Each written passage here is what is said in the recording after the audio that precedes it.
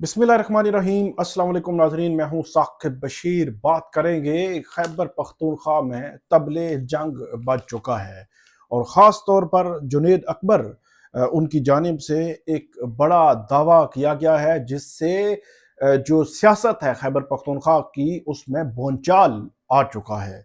इसके अलावा केपीके और वफाक जो है वो आमने सामने कैसे आ चुके हैं, इस पे हमने बात करनी है। और क्या पेशकश है जो पीटीआई की जानिब से की गई है और इस सारी सूरत हाल को वो कंट्रोल कर सकती है। वगरना वगरना आज जो प्रेस कॉन्फ्रेंस पीटीआई की जानिब से सलमान अकरम राजा, असद कैसर, जुनैद अकबर उनकी जानिब से की गई है, ये आउट ऑफ कंट्रोल भी मामलात हो सकते हैं अगर इनको कंट्रोल करने की कोशिश ना की गई। इस पे हम बात करते हैं तफसील के साथ कि ये मामला किस तरफ जा रहा है। ये सूरत हाल उस वक्त जो है वो शुरू हुई जब इमरान खान ने आज से तकरीबन 4-5 रोज कबल जो अली अमीन गंडापुर हैं उनको हटाकर सुहेल खान आफरीदी, 37 साल सुहेल खान आफरीदी हैं, उनको वज़ीर आला जो है वो नामजद किया। सुहेल खान अफरीदी जो है आईएसएफ से उनका बैकग्राउंड है, वो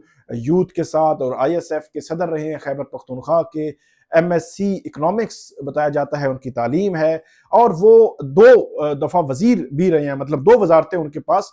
अली अमीन गंडापुर की जो ये कैबिनेट थी उसमें भी उनके पास वजारतें रही हैं। जिसके बाद जब जो सुहेल खान आफरीदी हैं उनका नाम तकरीबन 24 घंटे हो चुके थे, इमरान खान ने नामजद किया था तो खामोशी थी, बिल्कुल सन्नाटा था, किसी तरफ से कोई रद्द अमल नहीं आ रहा था। लेकिन अचानक अता तारड़ जो है वो आते हैं, प्रेस कॉन्फ्रेंस करते हैं तो वो कहते हैं हम तस्लीम नहीं करेंगे। और उन्होंने कहा कि ये सहूलतकार हैं दहशत गर्दों के, और तरह तरह के इल्जाम लगाए गए। और उसके बाद कल डीजीआईएसपीआर उनकी जानिब से भी प्रेस कॉन्फ्रेंस की गई और उसका इनडायरेक्टली जो अटैक था वो डेफिनेटली पीटीआई की हुकूमत या जो सुहेल खान आफरीदी हैं उनसे जो मंसूब किया जा रहा है कि वो जो इल्जामात लगाए जा रहे हैं कि वो शायद दहशत गर्दों के सहूलतकार हैं, ये जो है वो सारी प्रेस कॉन्फ्रेंस जो है वो उसका जो मुद्दा था वो उस तरफ जो है वो घूम रहा था। तो आज पीटीआई की जानिब से उस प्रेस कॉन्फ्रेंस में बहुत सारे जवाबात भी दिए गए हैं। इस पे हम बात करेंगे कि जवाबात क्या थे पीटीआई के, जो पीटीआई की मौजूदा क़यादत है उसने दिए हैं। एक तो सबसे बड़ा जो जवाब है वो यही था सुहेल खान आफरीदी के हवाले से। जुनैद अकबर, सलमान अकरम राजा, असद कैसर, उन्होंने ये बात की कि वो बिल्कुल भी सहूलतकार नहीं है दहशत गर्दों के, और वो भी ये चाहते हैं कि खैबर पख्तूनख्वा से जो दहशत गर्दी है उसका खात्मा हो।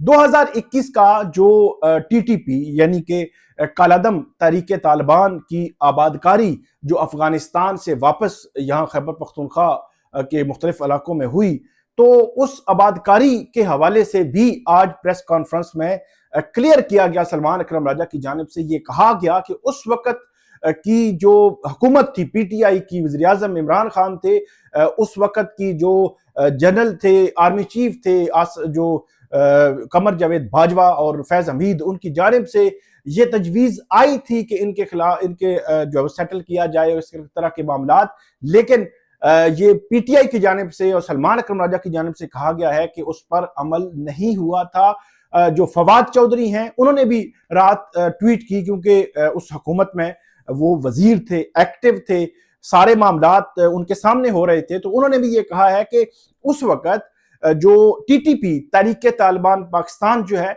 कालादम, उसको उसके लोगों को यहाँ पे आबादकारी के हवाले से चीजें चल रही थी लेकिन फैसला नहीं हो सका था और हमारी हुकूमत जो है वो हटा दी गई थी। और 10 अप्रैल 2022 को इमरान खान पर जो है वो उनके बतौर वज़ीर आज़म अदम एतमाद आ गया था, हुकूमत खत्म हो गई थी, पीडीएम की हुकूमत आ गई थी। रात से जो ट्वीट है कल से जो है वो जेरे गर्दिश है, ये जुलाई 2022 का ट्वीट है राना सनाउल्लाह का, जिस ट्वीट में वो ये कह रहे हैं कि जो टीटीपी के साथ मुज़ाकरात हैं वो पार्लिमानी जो कमेटी है उसने मुत्तफिका तौर पर यह फैसला किया है, इत्तेफाक राय से यह फैसला किया गया है कि उसके साथ मुज़ाकराती अमल जारी रहेगा और पार्लियामेंट उसको देखेगी और पार्लियामेंट को ही बताया जाएगा कि अब उसमें पेशरफ्त क्या है। तो ये एक ऐसा मुअम्मा है, एक कन्फ्यूजन है। पीटीआई, इमरान खान, फवाद चौधरी, सलमान अकरम राजा सब कह रहे हैं कि जो टीटीपी की जो आबादकारी हुई थी, जिसकी वजह से अभी खैबर पख्तूनख्वा में दहशतगर्दी के वाकयात हो रहे हैं, दहशतगर्दाना हमले हो रहे हैं, जो जवान हैं वो शहीद हो रहे हैं, जो अफसरान हैं वो शहीद हो रहे हैं, पुलिस पर जो है वो हमले हो रहे हैं। डीआई खान में रात को जो है वो पुलिस पर एक हमला हुआ जिसमें पुलिस एहलकार शहीद हुए। तो इतने बड़े पैमाने पर तो दहशतगर्दी हो रही है, उसके पीछे टीटीपी है और उसकी आबादकारी का जो फार्मूला था जिसने आबाद किया उनको, वो फार्मूला गलत था और क्यों उनको आबाद किया गया, ये एक मुअम्मा है, कंफ्यूजन है 2021 के मामले में। तो इसका और उसके पीडीएम के दौरे हुकूमत में भी ये साबित हो गया कि उनके साथ मुज़ाकरात चल रहे थे। तो इसका मतलब ये हुआ कि जो ये कंफ्यूजन है इसकी तहकीकात होनी चाहिए और जिन लोगों ने फिर ये किया उनके खिलाफ कार्रवाई भी होनी चाहिए। तो ये 2021 का मामला, उस पर भी बात आज हुई। फिर जो जुनैद अकबर हैं उनकी जानिब से दो तीन बातें कही गई। एक तो उन्होंने ये कहा कि जो सुहेल खान आफरीदी हैं, गुज़श्ता तकरीबन 3-4 रोज से जो फैसल करीम कुंडी हैं, गवर्नर हैं खैबर पख्तूनख्वा के, वैसे तो उनको जो रिजाइन 10:57 पे परसों रात, बल्कि उससे पिछली रात को जो अली अमीन गंडापुर की जानिब से भेजा गया था गवर्नर हाउस पेशावर में, और उसकी रिसीविंग भी जो शेख वकास अकरम है उन्होंने शेयर की थी ट्विटर पर। तो उस रिसीविंग के मुताबिक 48 घंटे भी पूरे हो गए, लेकिन फैसल करीम कुंडी ये कहते हैं कि मुझे रिजाइन मौसूल ही नहीं हुआ। लेकिन फैसल करीम कुंडी आपको मौलाना फजल रहमान, अयाज सादिक, आजम नजीर तारड़, एमएल वली और इन तमाम से मुलाकातें करते हुए वो एक्टिव नजर आ रहे हैं। वो खैबर पख्तूनख्वा के जो अपोजिशन लीडर हैं उनके साथ जो है मुलाकातें कर रहे हैं और वफाकी हुकूमत ने तबले जंग बजाया है। तो वफाकी हुकूमत, अता तारड़ आज भी उन्होंने प्रेस टॉक की, परसों भी की, कल भी उनके वज़रा जो है वो उन्होंने निशाने पे रखा हुआ है सुहेल खान आफरीदी। हालांकि सुहेल खान आफरीदी यंग हैं, अगर मतलब ये बात की जाए कि वो पहली दफा आ रहे हैं, उनको ना तजर्बाकारी है, तो ये बात आजकल हो रही है कि बिलावल भुट्टो जरदारी साहब जो है वो जब वजीर खारजा बने तो उनके पास क्या एक्सपीरियंस था, कैसे वो डायरेक्ट जो है वो सरबराह बने पार्टी के और उसके बाद डायरेक्ट जो है वो वजीर खारजा बन के, क्या एक्सपीरियंस था। मरियम नवाज साहिबा जो है वो किसी वजीर तो नहीं रही किसी कैबिनेट में, डायरेक्ट वजीर आला पंजाब बन गई। 60% है पंजाब पूरे पाकिस्तान का और आबादी जो है 12 करोड़ आबादी है खैबर जो पंजाब की। तो कहने का मकसद ये है कि पंजाब इतने बड़े सूबे की वो वज़ीर आला बन गई। तो अगर एक नौजवान पीटीआई में, एक नौजवान जिसने बिल्कुल ग्रास रूट लेवल से अपनी सियासत शुरू की, अपनी जो है वो तालीम के दौरान अपने जो है वो वहाँ पे कॉलेज यूनिवर्सिटी में उन्होंने आईएसएफ और उससे वाबस्ता रहे, तो मेरे ख्याल में वो ज्यादा एक्टिव जो है वो किरदार अदा कर सकते हैं। इसमें जो बात की आज जो जुनैद अकबर उनकी जानिब से कहा गया कि आप गलत फहमी में हैं कि सेफ हाउस से लेकर लाकर किसी को बिठा देंगे, ऐसा नहीं होगा, यहाँ ये नहीं हो सकता। आप कहते हैं कि यहाँ बयाने हल्फी हैं, 92 मेंबरान हैं हमारे, एक बंदा भी नहीं टूटेगा, अगर टूटा तो केपीके की जमीन उस पर तंग कर देंगे। ये जो है वो जुनैद अकबर उनकी जानिब से ये कहा गया है। और ये भी कहा गया कि मैं उन अनासर को खबरदार करना चाहता हूं कि आप गलत फहमी में ना रहें। हमने 8 फरवरी को खैबर पख्तूनख्वा में अपने वोट का तहफ़्फ़ुज़ किया था और हम आज अपनी हुकूमत का भी तहफ़्फ़ुज़ करेंगे। सूबे में वज़ीर आला तब्दील करना हमारा आईनी, कानूनी और जमहूरी हक है और सूबे का मैंडेट हमारे पास है। इमरान खान को सवाबदीदी इख्तियार हासिल है कि वो जब मर्जी चाहें जब वो इसको तब्दील कर दें। ये बात की है जो सुहेल खान आफरीदी की जो वज़ारत आला नामजदगी के हवाले से बात की है। और ये भी उनकी जानिब से ये भी कहा गया कि जुनैद अकबर ने दलील के साथ ये बात की। उन्होंने कहा कि हम दहशतगर्दी ख़त्म करना चाहते हैं, हम भी चाहते हैं कि हमारे जवान इदारों में जो अफवाज हैं उसमें, सिक्योरिटी फोर्सेस में, पुलिस में जो जवान शहीद हो रहे हैं वो शहीद नहीं होने चाहिए, दहशतगर्दी का निशाना नहीं बनना चाहिए, अवाम को दहशतगर्दी का निशाना जो है वो नहीं बनना चाहिए। उन्होंने कहा कि उन्होंने जो पेशकश की, उन्होंने कहा कि हम भी यही चाहते हैं, हम ये चाहते हैं कि हम लोगों को साथ लेकर चलें, क्योंकि एक चीज जो है वो डेमोक्रेटिक जो सेटअप है, जो जमहूरी हुकूमतें होती हैं, जमहूरियत का मामला ही ये है कि 8 फरवरी को किसने पीटीआई को वोट दिया था, तो पीटीआई खैबर पख्तूनख्वा में उसमें क्लीन स्वीप किया, वो अवाम थी, खैबर पख्तूनख्वा के हर जिले की अवाम थी जिसने उनको वोट दिया था। और उसके बाद वो उन्होंने जो हुकूमत ली और उसके बाद हुकूमत जो है वो चला रहे हैं। तो जब हुकूमत अवाम ने दी है, नुमाइंदा अवाम ने बनाया है, तो अब जब फैसले करने की बारी आई तो आप अवाम को पीछे धकेल देंगे, ये नहीं हो सकता। ये नुमाइंदे हैं अवाम के, ये जवाबदेह हैं अवाम को।